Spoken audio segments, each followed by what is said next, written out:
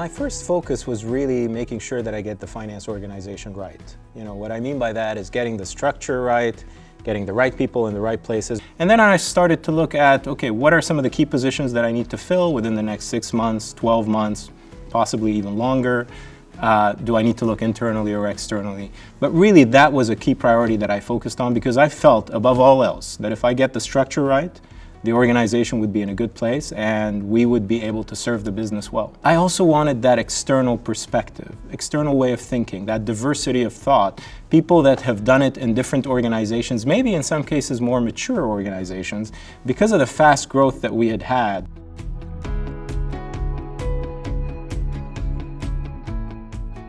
These days, the expectation that I have of my finance team and of myself is that we drive the strategy, not just enable it. We set the strategy. We help in terms of driving it. If I simplify our strategy, it's to really lower the barriers of adoption of sequencing. And part of the way that we get that done, or one of the ways that we get that done, is we catalyze some opportunities with small entrepreneurial startups that we help fund, help drive, that essentially, make sequencing more accessible.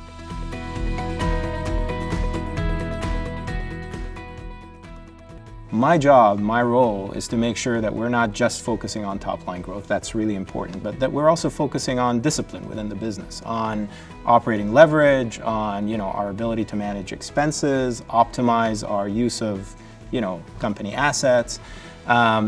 We invest roughly 18% of our revenues in R&D. And that's really a key recipe and a key ingredient of our success because we drive innovation and we're constantly looking to find ways to invest on our product development pipeline. But at the same time, as I mentioned, I have to be the person that's always making sure to drive that discipline in the organization and drive the message about operating leverage. And some of our investors, I would say a good cross-section of our investors, are focused on that operating leverage, and they want to make sure that they hear that message, that we are really driving that focus. There will be certain times when we make essentially transformational decisions that basically deviate a little bit from operating leverage, but our focus is to constantly drive that. And then with our board, I want to make sure also that I give them status updates as to how we are optimized, how we're making trade-offs, how we're making prioritization based on also what's important for the bottom line and not just the top line. CFOs are now expected to be, the everything to a lot of people. And one thing, that I found is you can be a really good CFO by being a financial expert, by knowing finance really well, understanding, SEC rules and accounting and, being a great FP&A person. You can be a really good CFO. You will not be a great CFO if that's what you do really well, only what you do really well.